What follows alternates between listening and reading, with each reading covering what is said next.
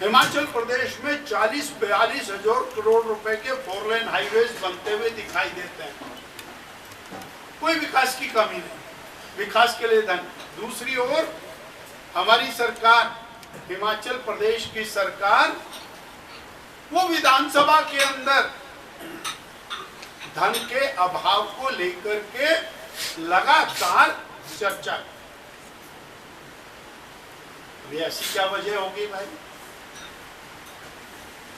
कौन सा ऐसा अंतर आ गया 2022 में और 2023 में? 2022 में विकास लगातार चल रहे थे, 2022 में संस्थान लगातार खुल रहे, 2022 में सेवा के काम लगातार चल रहे, 2023 में 24 में लगातार स्कूल बंद हो रहे हैं, लगातार अस्पताल बंद हो रहे हैं, लगातार दफ्तर बंद हो रहे हैं, लगातार सेवा की स्कीमें बंद हो रही हैं, गरीबों को मिलने वाली सहायता बंद हो रही है। हम तो जानना चाहते हैं कि 27,000 करोड़ का कर्ज लेने के बाद विकास बंद है। 7 रुपया डीजल पर वैट लगा करके लोगों की जेब ढीली करने के बाद विकास बंद है। स्टाम्प ड्यूटी 500% बढ़ाने के बाद विकास बंद है। सीमेंट का थैला 40 रुपए महंगा बंद करने के बाद विकास बंद है। बिजली के दाम और लगातार बढ़ रहे हैं, उसके बाद विकास बंद है। पानी की सब्सिडी बंद कर दी, पेयजल के ऊपर रेट लगना शुरू हो गया, उसके बाद विकास बंद है। और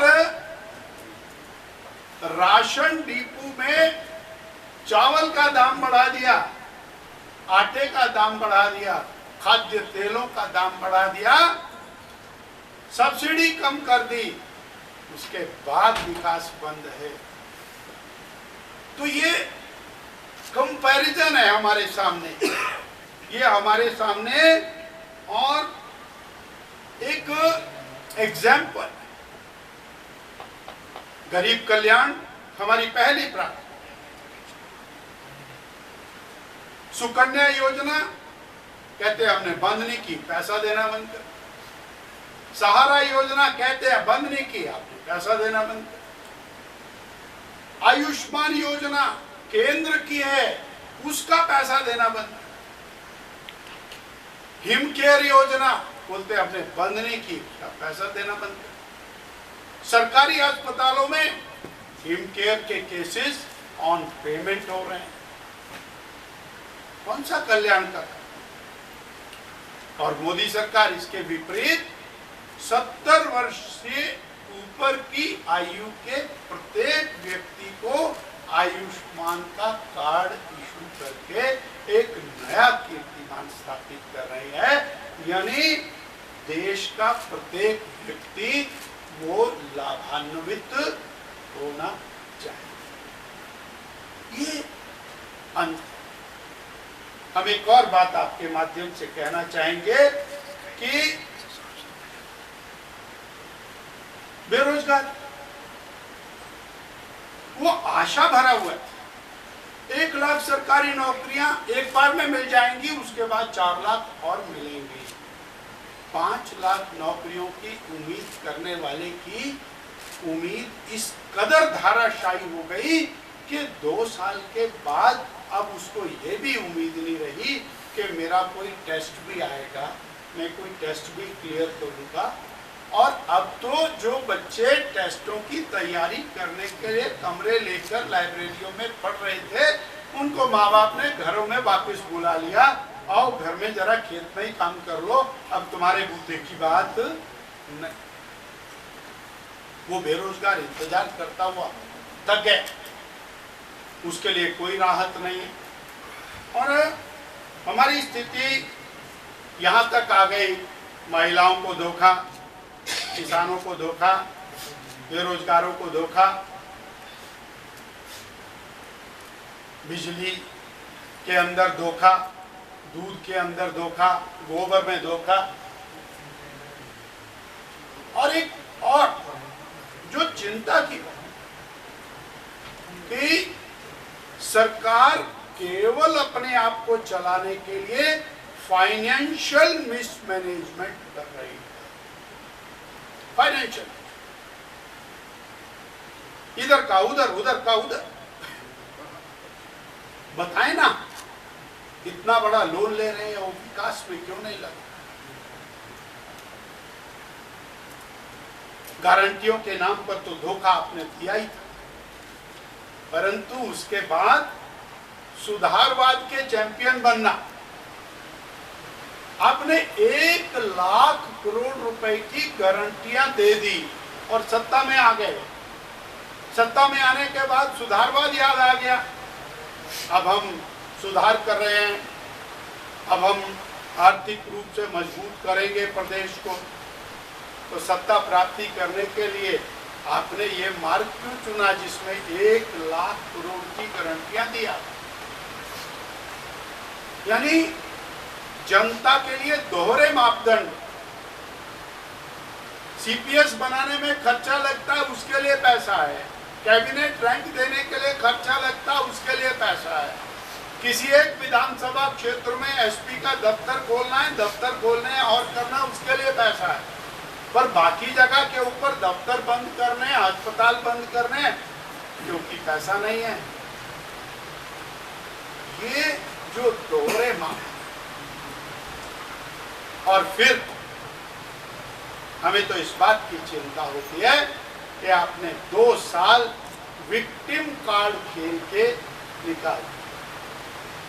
कभी आप कांग्रेस पार्टी के दूसरे धड़े के विक्टिम बन जाते, कभी आप आपदा के विक्टिम बन जाते, कभी आप कर्जे के विक्टिम बन जाते, कभी आप बोलते हैं मेरी सरकार बना रहे हैं, उस बात के विक्टिम बन जाते, कभी आप बोलते हैं खजाना खाली है मैं कुछ नहीं कर सकता हूं, उसके विक्टिम बन जाते। यानी आप और ऐसा एक कैमोफ्लेज करने की तैयारी कर रहे हैं कि मैं तो सब कुछ ठीक हूं, परंतु ये सब बाकी लोगों के द्वारा किया हुआ गड़बड़झाला है। सच में हमें आज के दिन ये लगता है कि देश को नरेंद्र भाई मोदी जैसा नेतृत्व मिला। काश हिमाचल प्रदेश में भी प्रदेश हित में काम करने वाली सरकार होती तो विकास की गति और आगे बढ़ती और हिमाचल विकास मॉडल में आगे बढ़ता। मुझे 2-3 बातें विशेष रूप से और उल्लेख कर, हम सुधारवाद की बात तो करते हैं, परंतु जहां सेंट्रल यूनिवर्सिटी बननी है उसके लिए थोड़े से पैसे देकर के सेंट्रल यूनिवर्सिटी का काम शुरू करने के लिए आपके पास चिंतन नहीं है, सोच नहीं है।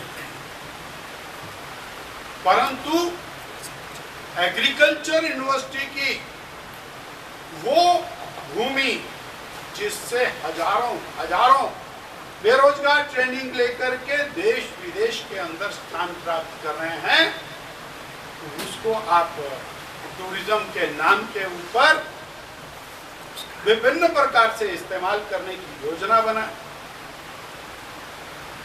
आप ही का मंत्री कहता है कि नहीं जानी चाहिए, पर आप चाहते हैं कि जानी चाहिए। क्यों जानी चाहिए, ये भी हिमाचल की जनता जानना चाहती है। किसका इंटरेस्ट और किसके इंटरेस्ट में सब कुछ हो, हिमाचल की जनता को पता लगना चाहिए कि वहां किसकी रुचि है। ये बात भी ध्यान में आए। तो प्रदेश हित में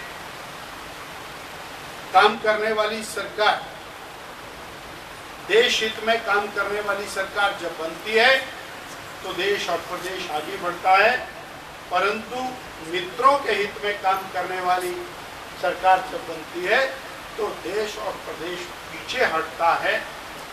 आज मोदी जी के जन्मोत्सव से लेके माननीय स्वर्गीय लाल बहादुर शास्त्री जी और गांधी जी के जन्म दिवस तक भारतीय जनता पार्टी प्रदेश भर में सेवा पखवाड़ा मना रही है।